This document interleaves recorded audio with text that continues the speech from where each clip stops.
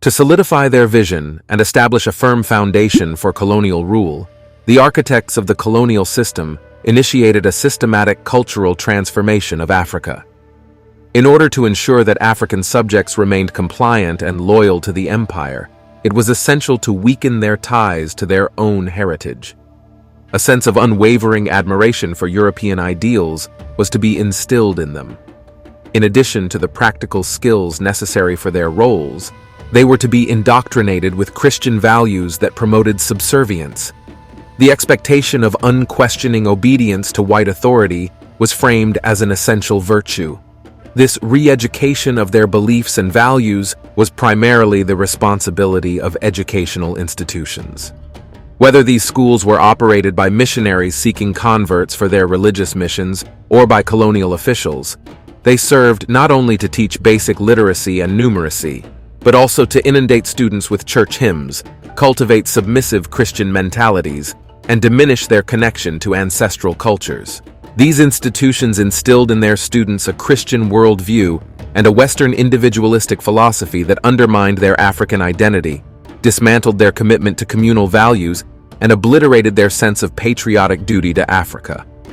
Nurtured on foreign narratives, educated through collections of Judeo-Christian stories, and presented with a distorted account of African history that suggested there was nothing of significance before European colonization, except for perhaps a state of primitive savagery, students were immersed in an anti-nationalist narrative. In this retelling, figures like Lugard and Mungo Park were celebrated as heroic liberators of Africa, while leaders of African resistance were often depicted as savage and corrupt impediments to the civilizing mission of Europeans.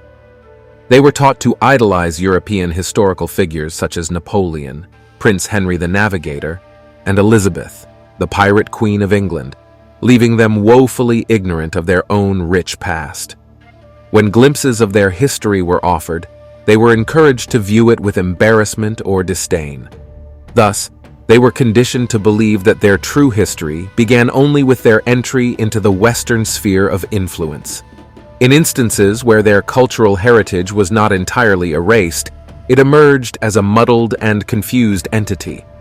Consequently, their loyalties shifted from their ancestral communities to those of their colonizers. Following their indoctrination, many individuals began to see themselves as Black Englishmen, Black Frenchmen, or Black Portuguese. In this way, colonial schools produced compliant, grateful, and submissive Africans, in whom any yearning for the cultural and political sovereignty their ancestors had fought to maintain was effectively extinguished. The shift from African to European values was pervasive, extending well beyond the classroom. African principles were openly ridiculed and attacked. For example, the introduction of European concepts of private property fundamentally undermined traditional African land tenure systems, where ownership was viewed as a communal right. In these systems, land use rights were periodically allocated to individuals by the community through its leaders, be they chiefs, kings, or elders. Rights to land were granted as long as it was being used productively. If an individual ceased to cultivate the land, those rights would revert back to the community to be reassigned to others. No individual, regardless of status, could permanently sell or dispose of land. Only the community or its representatives had that authority, and even then it required thorough consultation within the community. However, under colonial rule and the pervasive adoption of European attitudes, increasing amounts of land were removed from communal stewardship and converted into private property. As a result, colonial institutions collectively contributed to the creation of a new class of Euro-Africans, reshaping Africa in a diminished reflection of Europe. To perceive the colonial system as solely an African construct is to overlook its deep connections to Europe, revealing instead an African class of chiefs, minor bureaucrats, and traders who align the labor and lives of the populace with the interests of white administrators, businessmen, missionaries, and settlers. However, when viewed as part of a broader global framework, an extension of Europe, the true nature of this system becomes apparent.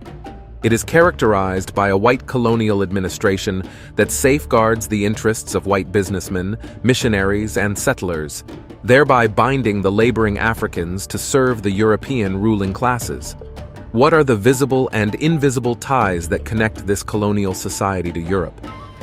Economically, these connections manifest through infrastructure such as roads and railways that link farms, mines, and markets to ports, through banks and trading companies that are legally and financially tied to their European parent organizations, through currencies pegged to the franc or pound, and crucially, through commodity prices determined in London, Paris, and Brussels that dictate market conditions in Africa.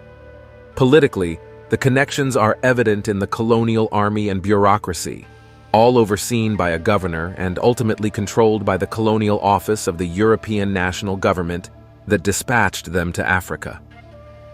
Culturally, the links are present in the colonial schools and various religious and secular organizations that act as instruments for fostering a new class of Euro-Africans. This is the intricate structure of the colonial order.